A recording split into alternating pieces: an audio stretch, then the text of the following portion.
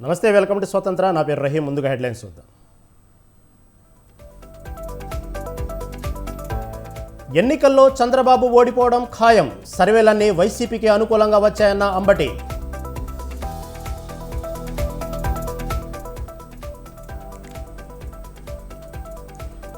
ఏపీలో దోపిడీ తప్ప అభివృద్ధి లేదు, వైసీపీ చెత్త రాజకీయాలు మానుకోవాలన్న యామిని శర్మ.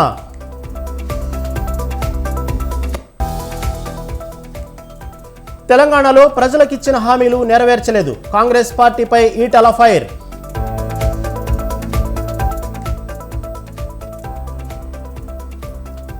జంగారెడ్డిగూడెంలో నగదు పట్టివేత, ఆర్టీసీ కార్గో సర్వీస్లో 22 లక్షల స్వాధీనం.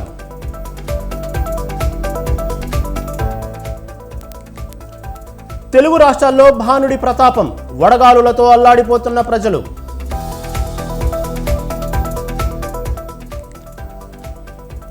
ఇజ్రాయెల్ హమాస్ యుద్ధానికి 6 నెలలు, భీకర పోరులో 33,000 దాటిన మరణాలు.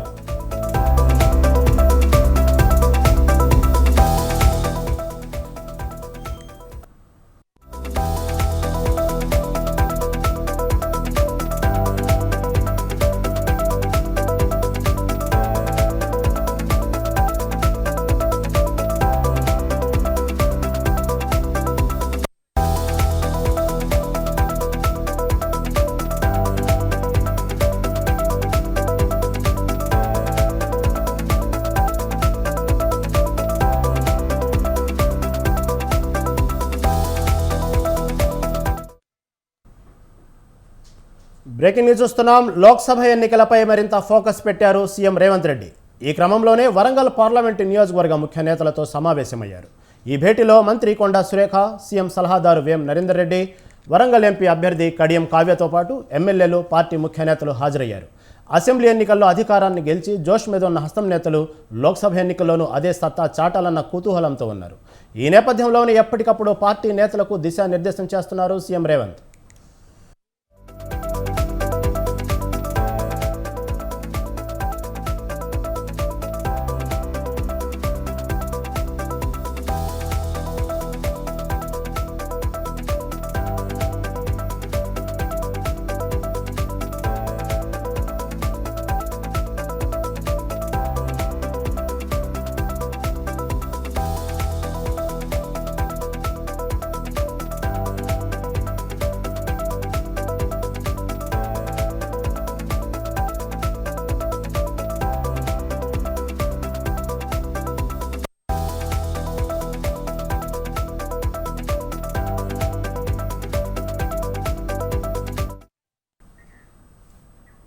ఏపీ వ్యాప్తంగా పవన్ తిరిగే పరిస్థితి లేదని అన్నారు మంత్రి అంబటి రాంబాబు. పిఠాపురంలో పవన్ కళ్యాణ్ ఓడిపోతారని జోస్యం చెప్పారు. పవన్కు రాజకీయాలు ఎందుకు అంటూ ప్రశ్నించారు. 2 రోజులు ప్రచారం చేసి 5 రోజులు పడుకుంటాడని సెటైర్లు వేశారు. చంద్రబాబు తనపై తప్పుడు ప్రచారం చేస్తున్నారని మండిపడ్డారు. కుప్పంలో కూడా చంద్రబాబు గెలవలేరని అంబటి ఫైర్ అయ్యారు. ఏ రోజుని నేను వాడు వీడు అని పదజాలమే వాడలేదు. నారా చంద్రబాబు నాయుడు గారు అనే మాట్లాడా. నా మీద ప్రత్యర్థిగా ఉన్నటువంటి కన్నా లక్ష్మీనారాయణ, నీ పక్కన ఉన్నటువంటి కన్నా లక్ష్మీనారాయణ గారు ఏం మాట్లాడాడో చూసావుగా. వాడేవాడండి, చంద్రబాబు ఎవడండి అని మాట్లాడుతుంటే పాప మా యాంకర్ కొద్దిగా సంస్కారవంతుడు. ఏమండి 14 సంవత్సరాలు ముఖ్యమంత్రిగా ఉన్నటువంటి వ్యక్తిని మీరు వాడు వీడు అంటాం సమంజసం అంటే అంటామండి. వాడు వీడు అనిపించుకునే స్థాయికి దిగజారిపోయాడు. ఆయన దిగజారులా, వీడు దిగజారాడు. ఇది విషయం.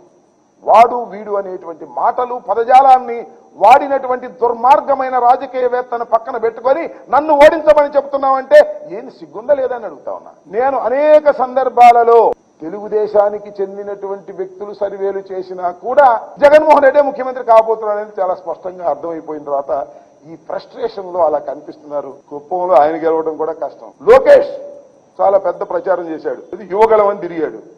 కనపడ్డే మంగళగిరిలోనే ఉన్నాడు. కొంచెం బయటకు వస్తే గెలుస్తాను గెలను అని భయం, అతను ఓడిపోబోతున్నాడు. ఇక మా బ్రదర్ సంగతి చెప్పాలి.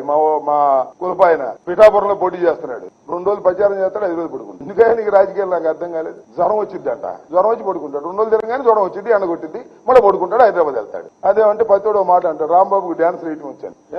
మీ పక్కన పవన్ కళ్యాణ్ వేయట్లేదు డ్యాన్సులు? పండక్కి డ్యాన్స్ వేస్తాను తప్ప పొలిటికల్ గా డ్యాన్స్ వేసే స్వభావం నాకు లేదు. చంద్రబాబు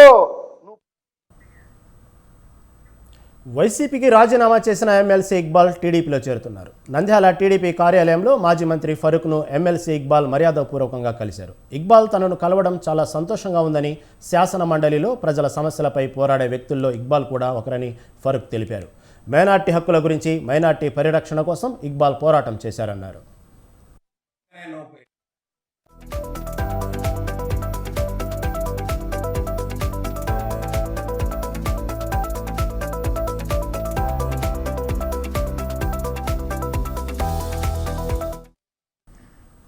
సీఎం జగన్ మైనార్టీల ద్రోహి అని, ప్రభుత్వంలో వ్యవస్థలు నిర్వీర్యం చేస్తున్నారని ఎమ్మెల్సీ ఇక్బాల్ విమర్శించారు.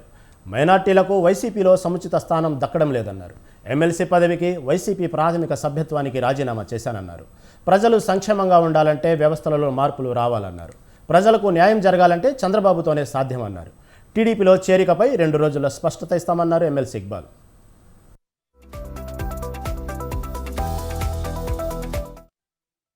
నన్ను హిందూపురంలో అభ్యర్థిగా నిలబెట్టనందుకు కాదు, మీరు తొలగించినప్పుడు అమర్యాదకరంగా నాకు చెప్పకుండానే ఒక వ్యక్తిని పిలిపించి ఇంకా చెప్పకనే నువ్వు వెళ్ళిపో అని చెప్పడం, ఒక అధికారిగా మైనారిటీ కమిషనర్గా, సెక్రటరీగా పనిచేసి తర్వాత వక్ఫ్ బోర్డ్ స్పెషల్ ఆఫీసర్ పనిచేసి నా నుంచి ఒక మైనారిటీ కోసం ఏం చేయాలి అన్నది వాళ్ళు చేయకపోవడం, ఏదో పరదాల చాటులు ఉండడం కాదు.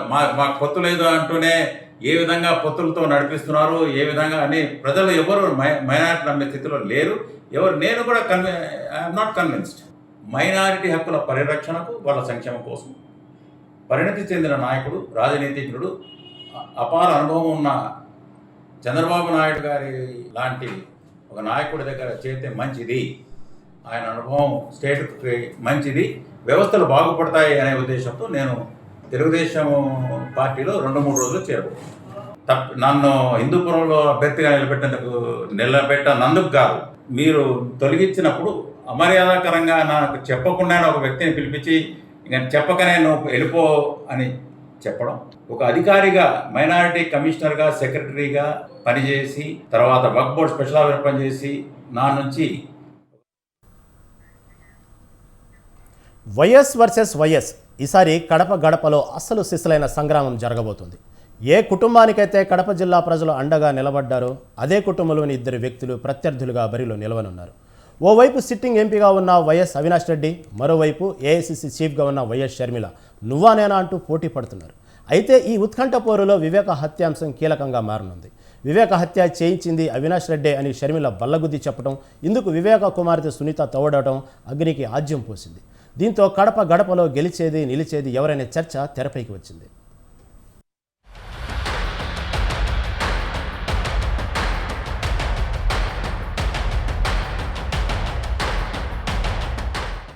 ఏపీ ఎన్నికలు ఈసారి తీవ్ర ఉత్కంఠ రేపుతున్నాయి. అధికార వైసీపీ ఒంటరి పోరుకు సిద్ధమవుతుంటే టీడీపీ, జనసేన, బీజేపీ కూటమిగా ఎన్నికల బరిలో దిగనున్నాయి. మరోవైపు గత ఎన్నికల తర్వాత అసలు జెండా మోసేవారే లేరనుకున్న కాంగ్రెస్ పార్టీ ఈసారి అధికార వైసీపీతో ఢీ అంటే ఢీ అంటూ ముందుకొచ్చింది. అంతేకాదు ఈసారి కడప గడపలో వైఎస్ఆర్ కుటుంబ సభ్యుల మధ్య అసలు సిసలైన పోటీ జరగనుంది. ఇప్పటికే వైసీపీ తరఫున కడప అభ్యర్థిగా సిట్టింగ్ ఎంపీ అవినాష్ రెడ్డి పేరును ప్రకటించారు జగన్.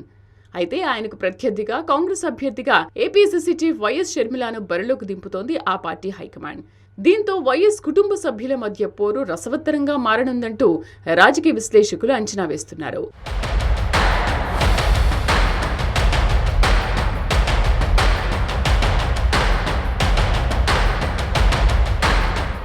ఇప్పటికే ఎన్నికల ప్రచారం ప్రారంభించిన షర్మిల ఎంపీ అవినాష్ రెడ్డి టార్గెట్ గా విమర్శనాస్త్రాలు సంధిస్తున్నారు. అయితే షర్మిలతో పాటు సునీత కూడా తోడవడంతో వైసీపీ శిబిరం ఉక్కిరిబిక్కిరి అవుతున్నట్లు కనిపిస్తోంది. వైఎస్ వివేకానందరెడ్డి హత్య అంశాన్ని లేవనెత్తుతూ తన పోటీకి ప్రధాన కారణం బాబాయ్ హత్యేనని షర్మిల ప్రకటించడం ఇప్పుడు హాట్ టాపిక్ గా మారింది. తనను ఎంపీ చేయాలని వివేకానందరెడ్డి పరితపించారని, అప్పట్లో తాను ఆ విషయాన్ని పట్టించుకోలేదని, ఆయన హత్య జరిగిన తర్వాత తనకు అర్థమైందని షర్మిల చెప్పుకొచ్చారు. హత్య రాజకీయాలకు ముగింపు పలకాలంటే జగన్ అవినాష్ ను ఓడించాలని పిలుపునిచ్చారు.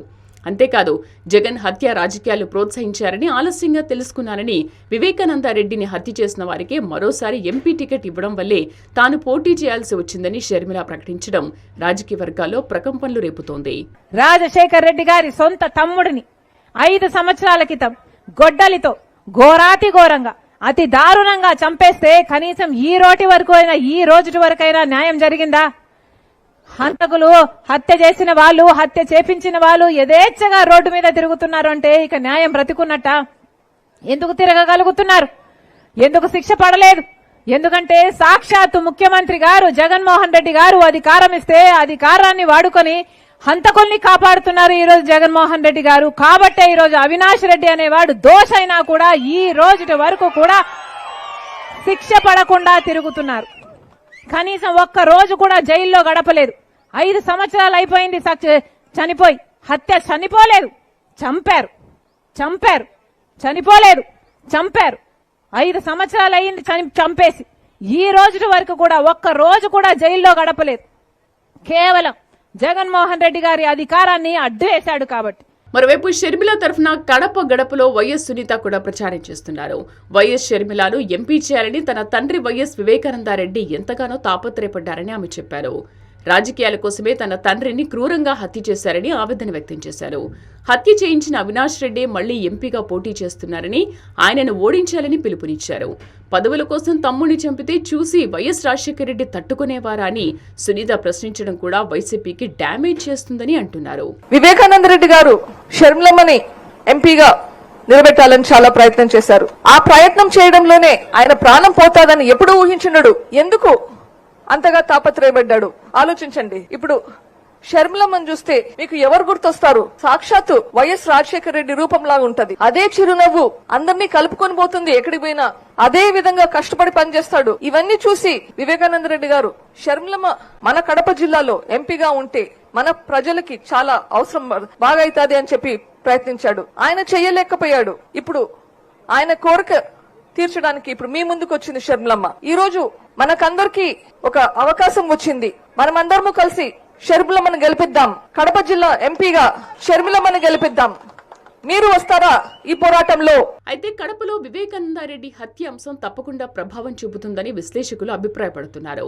గత ఎన్నికల్లో వైసీపీకి వివేక హత్య ఎంత సానుభూతి తెచ్చిపెట్టిందో, గత 5 సంవత్సరాలుగా జరిగిన పరిణామాలు వైసీపీకి అంతగా ఇబ్బందిగా మారాయని చెబుతున్నారు. అప్పట్లో సీబీఐ విచారణ కోరిన జగన్ అధికారంలోకి రాగానే యూటర్న్ తీసుకోవడం, వైసీపీ ప్రభుత్వ 5 ఏళ్ల పాలనలో అసలు హంతకులను పట్టుకోలేకపోవడం, అందులోనూ అన్ని వేళ్లు కడప ఎంపీ అవినాష్ రెడ్డి వైపు చూపించడంతో ఎన్నికల వేళ ఇది ఖచ్చితంగా వైసీపీకి మైనస్ అవుతుందని అంటున్నారు. పైగా వివేకాను హత్య చేయించింది వైఎస్ అవినాష్ రెడ్డేనని ఇటు షర్మిల అటు సునీత ఇద్దరు బల్లగుద్ది చెప్పడంతో వైసీపీ పరిస్థితి ముందు నుయ్యి వెనక గొయ్యిలాగా ఉంది.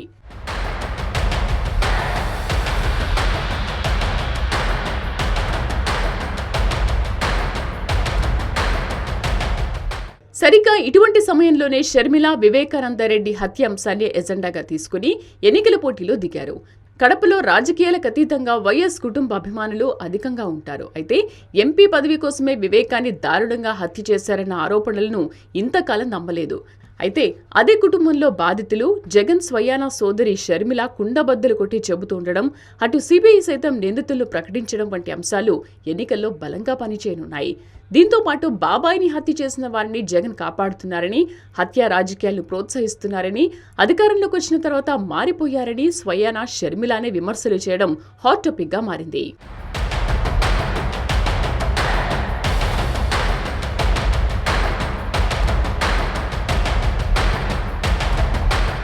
మొత్తానికి కడప గడపలో ఇద్దరు చెల్లెళ్లు రంగంలోకి దిగి వివేక హత్య కేసును ప్రధానంగా లేవనెత్తడంతో వైసీపీకి గట్టి దెబ్బ తగలడమే కాదు, సోదరి చేతిలో చిత్తవడం ఖాయమని రాజకీయ విశ్లేషకులు అంచనా వేస్తున్నారు. మరి ఈసారి ఎన్నికల్లో కడప గడపలో ఎవరు గెలుస్తారు? ప్రజలు ఎవరి వైపు ఉన్నారు? వివేక హత్య అనంతర పరిణామాలు వైసీపీని దెబ్బతీస్తాయా అన్నది తేలాలంటే ఎన్నికల ఫలితాల వరకు వేచి చూడాలి.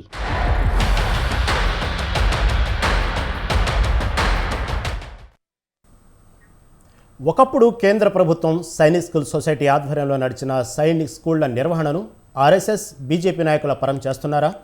సైనిక్ స్కూళ్ల మతరంగు పులుముతున్నారా? సిబిఎస్ఈ ఐసిఎస్ఈ సిలబస్ మార్చేందుకు ఓ పద్ధతి ప్రకారం ప్రయత్నించిన కేంద్రంలోని ఎన్డీఏ ప్రభుత్వం ఇప్పుడు సైనిక్ స్కూళ్లపైన కన్నేసిందా? సైన్యానికి మతం రంగు పులిమేందుకు సిద్ధమవుతుందా అంటే అది నిజమేనని రిపోర్టర్స్ కలెక్టివ్ నివేదిక స్పష్టం చేసింది.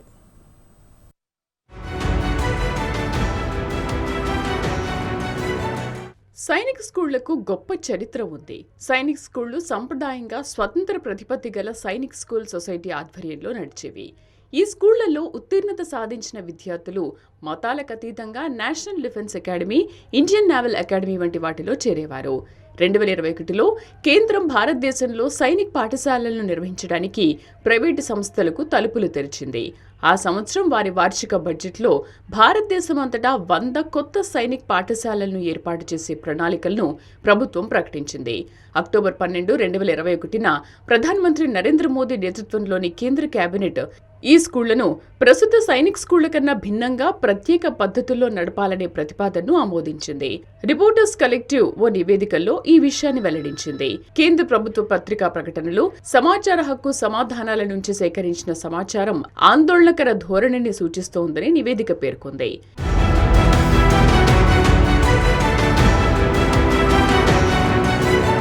ఇప్పటి వరకు జరిగిన 40 సైనిక్ స్కూల్ ఒప్పందాల్లో కనీసం 62% సైనిక్ స్కూళ్లను రాష్ట్రీయ స్వయం సేవక్ సంఘ్, దాని అనుబంధ సంస్థలు, భారతీయ జనతా పార్టీకి చెందిన రాజకీయ నాయకులు, దాని రాజకీయ మిత్రపక్షాలు, హిందుత్వ సంస్థలు, వ్యక్తులకు అప్పగించాలని నిర్ణయించినట్లు రిపోర్టర్స్ కలెక్టివ్ నివేదిక స్పష్టం చేసింది.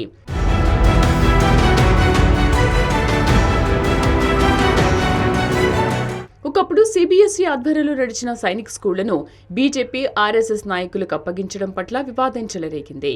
చాలా మంది మేధావులు కేంద్ర ప్రభుత్వం చర్యను తప్పుపట్టారు. సైన్యానికి కూడా మతపరమైన రంగు పులిమేందుకు కుట్ర పన్నుతున్నారని కాంగ్రెస్, కమ్యూనిస్ట్, ఇతర ప్రతిపక్ష పార్టీలు దుమ్మెత్తిపోస్తున్నాయి. దాదాపు 62% కొత్త సైనిక్ స్కూళ్లను బీజేపీ, ఆర్ఎస్ఎస్ నాయకులకు, బీజేపీతో సన్నిహిత సంబంధాలున్న వ్యక్తులకు కేంద్రంలోని నరేంద్ర మోదీ సర్కారు ప్రయత్నిస్తోందని కాంగ్రెస్ పార్టీ ఆరోపించింది.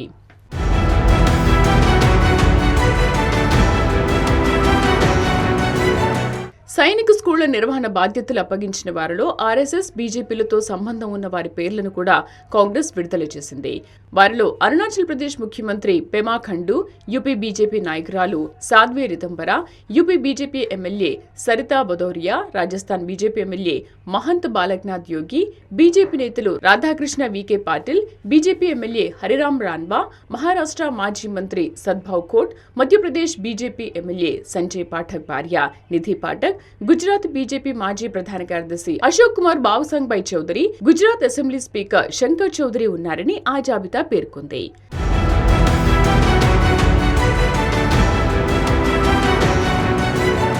సైనిక స్కూళ్లను మతతత్వీకరించడం తక్షణమే ఆపాలని CPM general secretary Sitaram Yechury demand చేశారు.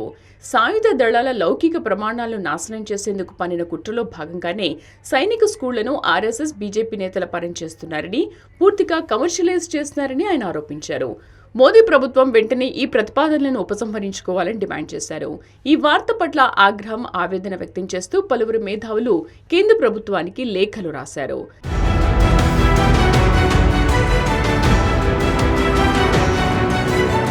కాగా కొత్త సైనిక్ స్కూళ్లను రాజకీయ నాయకులకు, మతాలతో అనుబంధం గల సంస్థలకు కేటాయించారని వచ్చిన వార్తలను రక్షణ మంత్రిత్వ శాఖ తోసిపుచ్చింది. ఈ అంశంపై కొన్ని పత్రికల్లో వచ్చిన వార్తలు నిరాధారమైనవని ఆ ప్రకటనలో పేర్కొంది.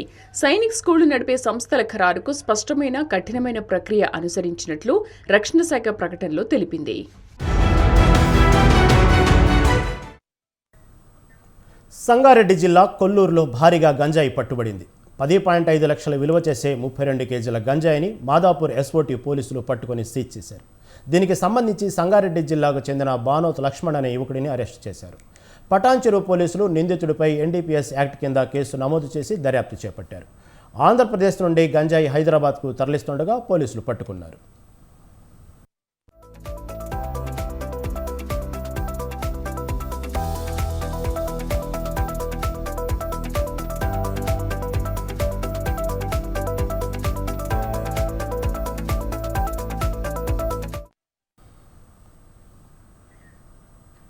ములుగు జిల్లా ఏటూరు నాగారం మండలంలో భారీ చోరీ జరిగింది.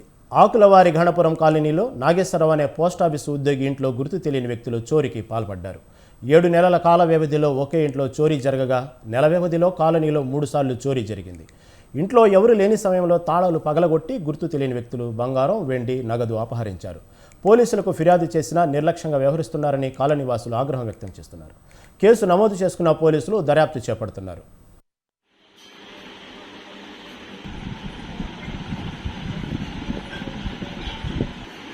మొన్న బుధవారం నైట్ వెళ్ళినాం. బుధవారం సాయంత్రం 5-6 గంటల ప్రాంతాన్ని వెళ్ళినాం. గురువారం అమ్మాయి దగ్గరికి వెళ్ళినాం. ఇవాళ వద్దామనుకుని పొద్దున్నే వద్దామనేసి అని అనుకున్నాం. ఇంతలోకి రెంట్ అబ్బాయి చూసి, కింద ఉన్న రెంట్ అబ్బాయి చూసి తాళాలు పగలగొట్టున్నాయని చెప్పింది.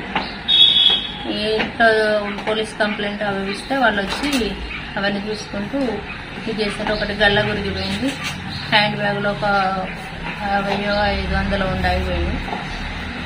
తర్వాత ఇంకా బీరువాలో ఏమేమి ఉన్నాయో కొంచెం వాళ్ళు అవన్నీ చూసిన తర్వాత మేము చూస్తే కానీ తెలిస్తే దేవుడు డబ్బులు మట్టుకు ఒక గల్ల గురికి ఒక 5-6 వేలు ఉన్న గల్ల గురికి ఒకటి పోయింది. ఇది మా ఇంట్లో జరిగింది. 6 నెలల క్రితం, ఒక 7 నెలల క్రితం ఒకసారి జరిగింది. మళ్ళీ ఇప్పుడు రీసెంట్గా ఇప్పుడు మళ్ళీ అప్పుడు ఒక 14-15 తులాల బంగారం పోయింది, 80 తులాల వెండి, 4 లక్షల దాకా పోయినాయి. మొన్న బుధవారం నైట్ వెళ్ళినాం. బుధవారం సాయంత్రం 5-6 గంటల ప్రాంతాన్ని వెళ్ళినాం. గురువారం రైట్, ఇవి ఇప్పటి వరకు అప్డేట్స్. మరిన్ని అప్డేట్స్ కోసం చూస్తూనే ఉండండి స్వతంత్ర.